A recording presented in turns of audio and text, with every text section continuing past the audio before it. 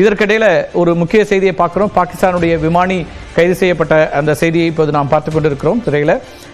பாகிஸ்தானுடைய pilot captured alive by India in Jaisalmer of Rajasthan.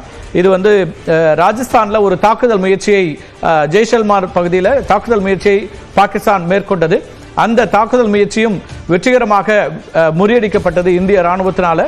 இந்திய வான்வெளி பாதுகாப்பு கட்டமைப்பின் மூலமாக அது சுட்டு வீழ்த்தப்பட்டது. இதுக்கிடையில அந்த பாகிஸ்தான் விமானி கைது செய்யப்பட்டிருக்கிறார் அப்படிங்கிறத நம்முடைய உளவுத்துறை உறுதி செய்கிறது. எனவே இது அடுத்த கட்டமாக வரக்கூடிய செய்தியை பார்க்குறோம். இது குறித்த செய்தியை நம்ம செய்தியாளர் சுசித்ராட்டையும் கேட்கலாம்.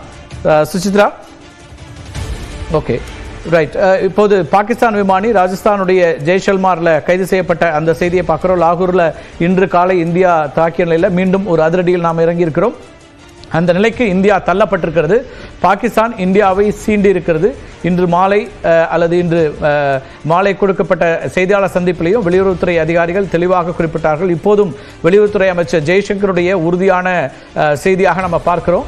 இந்தியா எந்த விதமான ஒரு நாம் பதிலடிக்கு போகவில்லை, ஆனால் வரக்கூடிய விஷயத்தில் ஃபேமாக எதிர்கொள்ளத்துக்கு நாம் தயாராக இருக்கிறோம் என்பதுதான் ஜெய்சங்கருடைய கருத்தாகவும் இருக்கிறது. அந்த அடிப்படையில் இந்த செய்தியை நம்ம பார்த்து கொண்டிருக்கிறோம்.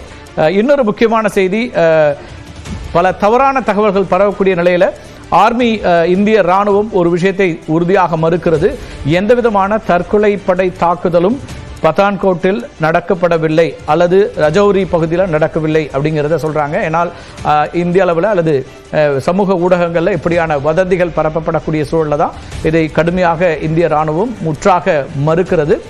நம்முடைய செய்தியாளர் சுசித்ரா இணைப்பில் இருக்கிறாங்க. சுசித்ரா, பாகிஸ்தான் ஒரு விமானி கைது செய்யப்பட்டிருக்கிறார். அது குறித்த கூடுதல் விவரங்களை சொல்லுங்க சுசித்ரா.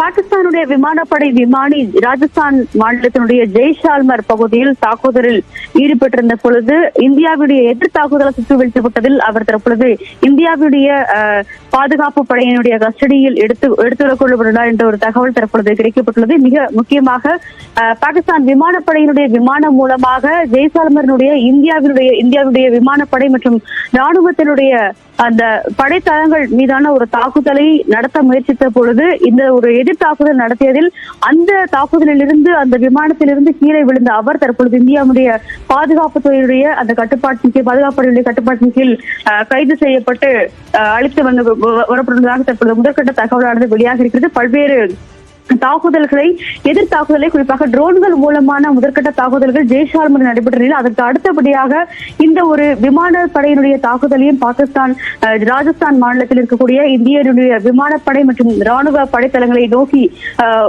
முன்னெடுத்தது மிக முக்கியமாக பார்க்கிறது. அந்த தாக்குதலின் பொழுதுதான் தற்பொழுது பாகிஸ்தான் விமானப்படையை சார்ந்த விமானி ஒருவர் தற்பொழுது கைது செய்யப்பட்டுள்ளார் என்ற ஒரு தகவல் முதற்கட்டமாக வெளியாக இருக்கிறது.